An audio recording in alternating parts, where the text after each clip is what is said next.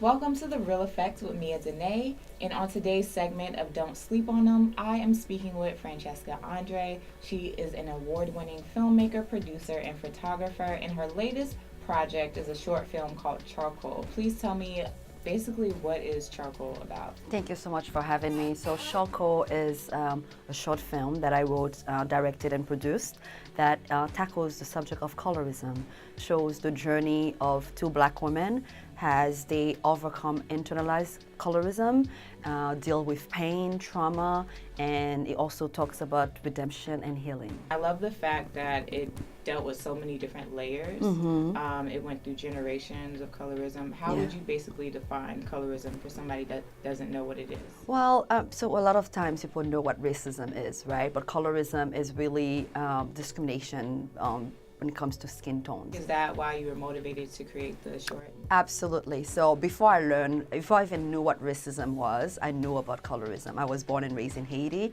and the first thing that I've learned in terms of who I was about my skin complexion. So can you talk a little bit more about her journey to find self-love? I wanted to show the journey or how colorism is internalized through the lens of a young child, because a lot of times people learn about, they learn self-hatred from adults. So this is, you see the young girl being told that she cannot go and play in the sun. That's her mother telling her that.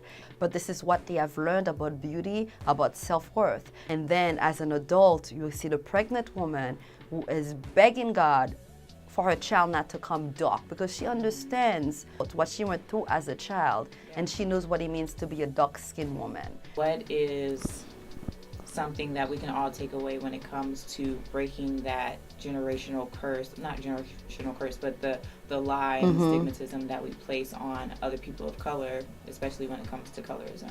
I think this is first of all, it's like a personal journey. It took me seeing people, other black women who did that, and then who wore their hair proudly for me to be where I am, and for me to also understand that, listen, we gotta redefine beauty. It cannot be based on European standards of beauty. We have to learn to love ourselves, but it still remains a journey. But I think the conversation about healing is very important. I hear women tell their daughters, what, don't mess with your hair, you don't even have good hair. If someone that I'm comfortable with, this is an opportunity to say, yes, you do have good hair. Yeah, because that's hurtful. That's hurtful. Not just for the little girl, but also for the other women that have to listen and see that. Absolutely, as well. absolutely. So I feel and then it's also another process in itself when you do come to that acceptance of loving yourself and being able to wear your hair naturally and feel comfortable in your own skin. Yeah. Then it's another step where you are hearing people why are you wearing your hair like that? Yeah. Sometimes my grandmother, I wear my hair natural now, and she's like, what are you doing for your hair? Are you gonna do something with that fro? Are you gonna wash it today? So it's just another step after you have come to love yourself and have self-love. When it comes to your next project and what else you are doing, can we hear more about that? Absolutely. My next film is about depression. It's about a black woman who's dealing with mental illness, but also who's creative.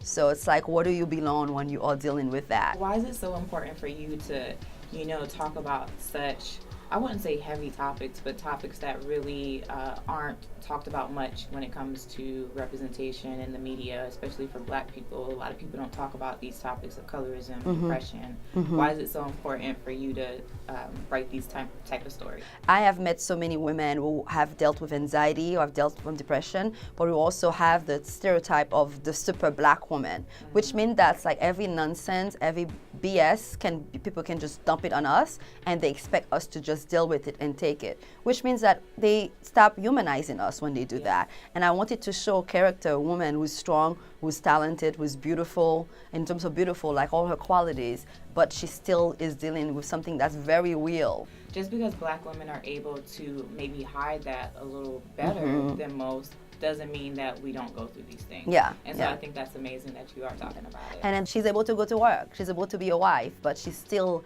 has negative thoughts that she has to control. She still deals with, oh my gosh, I don't think I'm good enough. A lot of my projects happen to have that personal touch, things that I've dealt with personally. I've dealt with depression, so. Well, thank you for having the courage to, put your life experiences, not just on paper, but on the television screen.